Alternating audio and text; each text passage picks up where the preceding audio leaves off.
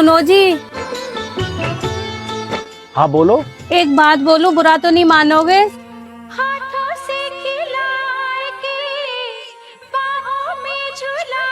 कैसी बात कर रही हो रूबी? भला मैं तुमसे किस बात का बुरा मानूंगा? बोलो क्या बात है।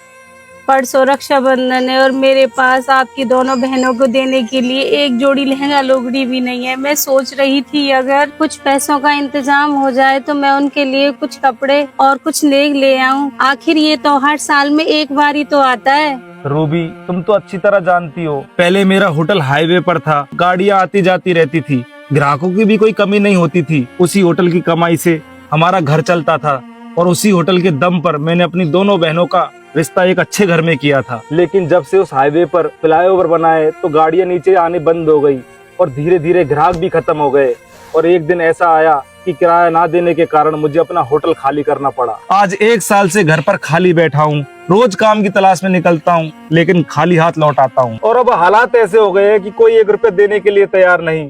जब से धंधा बंद हुआ है लोग पहले की तरह हालचाल भी नहीं पूछते। अब तुम ही बताओ मैं क्या करूं? मुझे पता है जी, घर के हालात मैं भी देख रही हूँ, लेकिन मैं आपकी बहनों को खाली हाथ विदा नहीं कर सकती। वो जब भी आती है हमारा भी तो फर्ज बनता है, चाहे कम दे अपने हाथों से सम्मान के साथ दें। दिल तो मेरा भी यही चाहता है, लेकिन एक बार तुम फिर भी मुझे बताओ कितने रुपए का इंतजाम करना है?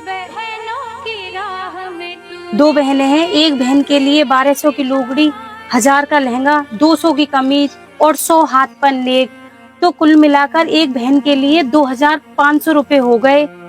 दोनों बहनों का सब मिलाकर 5000 रुपए का खर्चा आएगा। सुनो जी, 5000 तो कम से कम चाहिए। 5000 रुपए? रूबी 5000 रुपए मेरे लिए अब 5 लाख के बराबर है। जी 5000 रुपए से तो कम में कुछ नहीं हो पाएगा। कौन भला?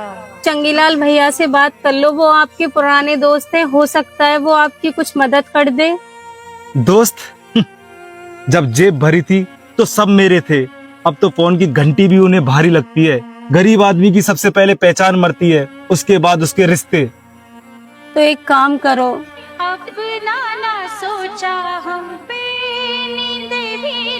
ये लीजिए, इसे ले जाइए और बेच दीजिए, और इससे जो पैसा मिले उससे अच्छे से रक्षाबंधन भी बना लेंगे और बचे पैसों से कुछ छोटा मोटा काम शुरू कर लीजिए। मुझे यकीन है एक दिन फिर सब पहले जैसा हो जाएगा। पागल हो गई हो क्या रूबी? मैं पहले ही तुम्हारे सारे जेवर बेच चुका हूँ, बैंक का लोन चुकाते चुकाते, और अब यही एक मंगलसूत्र बचा है, इसे भला मैं कैसे बेच दूं? ये सोने का गहना नहीं, ये तो तेरे सुहाग की इज्जत है। इसे बेचने की हिम्मत भला मुझ में नहीं है रूबी, नहीं है। ऐसा करता हूँ, मैं अपनी दोनों बहनों को फोन कर देता हूँ और उनसे कह दूंगा कि इस बार हमारी मजबूरी है, हम रक्षाबंधन नहीं मना पाएंगे। उन्हें मेरी हालत पता है, वो बुरा नहीं मानेंगी, लेकिन मैं तुम्हारे गले से ये आखिरी निशानी नहीं उतार सकता रूबी।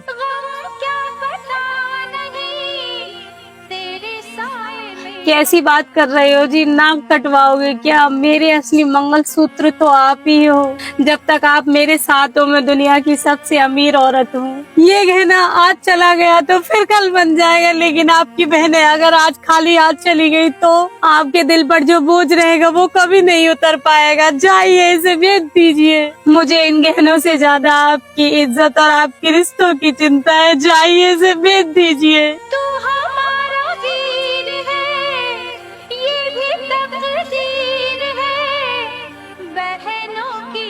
मैं जब तक ऐसे ही नकली गहनों से काम चला लूंगी।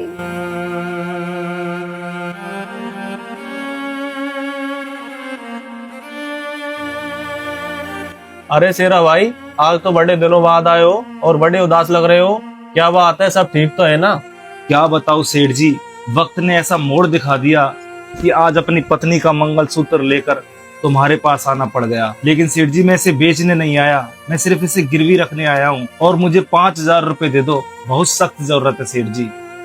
शेरा भाई, तुमने मजबूरी में आकर भाभी के सारे जेवर मुझे बेच दिए, लेकिन आज इस मंगलसूत्र को लेने से पहले मेरे हाथ कांप रहे हैं। भला ऐसी भी क्या मजबूरी आ गई जो तुम इसे लेकर यहाँ आ गए? मजबूरी नहीं होती तो इस दहलीज पर सेठ जी मैं कभी नहीं आता। 2 दिन बाद रक्षाबंधन है, मैंने मेरी बहनों को कभी खाली हाथ नहीं भेजा, इस बात को रूबी अच्छी तरीके से जानती है, इसीलिए उसने इस मंगलसूत्र को खुद उतार कर मुझे दिया है। बोली, मेरे गले से ज्यादा जरूरी आज हमारे रिश्तों की इज्जत है।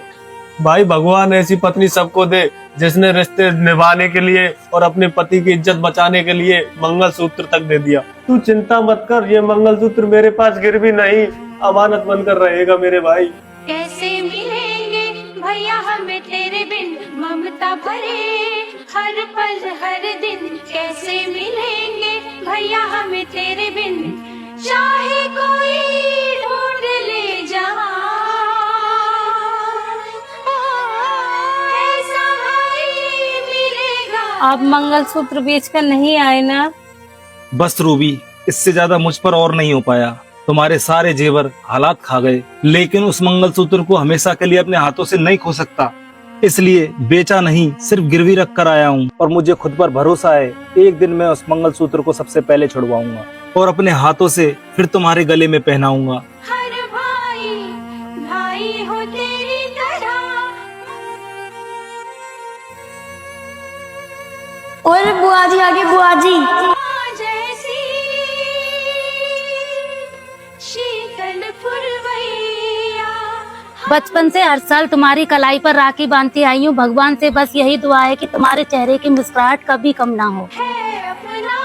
मेरे भाई, दुनिया की सारी खुशी आपको मिले। भगवान तुम्हारे बुरे दिन जल्दी खत्म करे। बहनों की राखी चूमे भैया की, अरे भैया, कपड़े तो बहुत अच्छे हैं, भाभी कपड़े बहुत अच्छे हैं। बाबुल का प्यार तू, काका दुलार तू, तेरे होते माँ। बहन, इस बार कुछ ज्यादा तो नहीं कर पाया, लेकिन जो लाया हूँ वो दिल से लाया हूँ। अगर कोई कमी रह जाए तो अपने इस छोटे भाई को माफ कर देना। पगले बहने भाई के घर हिसाब लेने नहीं आती, का प्यार लेने आती हैं।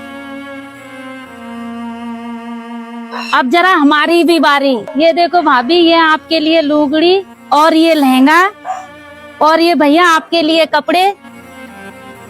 तू हमारा वीर है। दोनों बहनों ने बड़ी पसंद से खरीदे हैं। बुआ जी, क्या हमारे लिए कुछ नहीं लेकर आए? अरे कैसी बात कर रहे हो मेरे बच्चे हो। ये देखो, तुम्हारे लिए नई नई ड्रेस लेकर आई हूँ और ढेर सारी मिठाई लेकर आई हूँ। कहाँ गए ममता भरे दिन कैसे, इस बार सोचा भाई के घर थोड़ी मिठास ज्यादा लेकर चलें। कहाँ गए। नहीं बहन जी नहीं, ये सब मन दीजिए, नया रिवाज शुरू मत कीजिए। हम लौटा कर नहीं दे पाएंगे, हमारे बस में नहीं है। बस हमें तो आपका प्यार ही काफी है।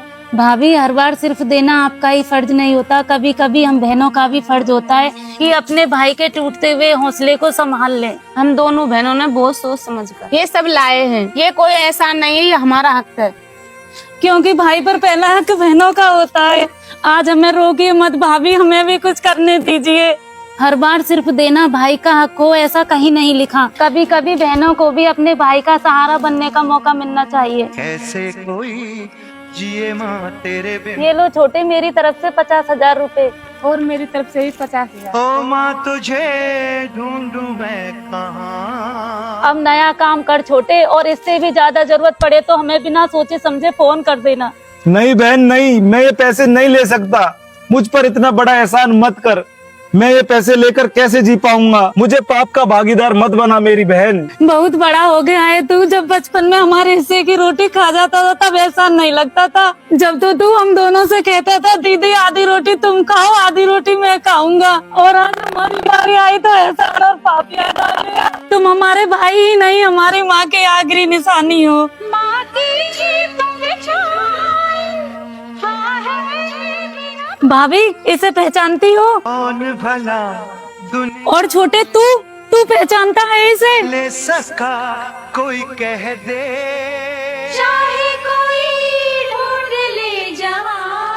अरे भला हो उस काना सेठ का जिसने फोन करके हमको सब कुछ बता दिया था, वरना तू और भाभी चुपचाप ये दर्द सहते रहते। अरे पगले, एक बार बता तो दिया होता कि तू इतनी परेशानी में है। हम बहनें तुम्हारे इस बुरे समय में मिलकर लड़ती। ऐसा भाई मिलेगा